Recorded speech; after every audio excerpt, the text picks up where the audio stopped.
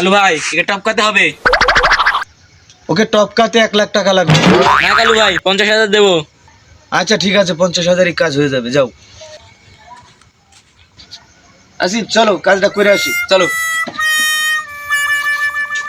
মালটা বের করো। যে জায়গাতে মাল বের করছো কখন যেন টুনটুনি কেটে পড়ে যায়। যাই। এটা তোমার কাছে রাখো, যখন চাবো তখন দিবা, ঠিক আছে? এই নেট কোথায়? নেট কোথায়? নেট কোথায়?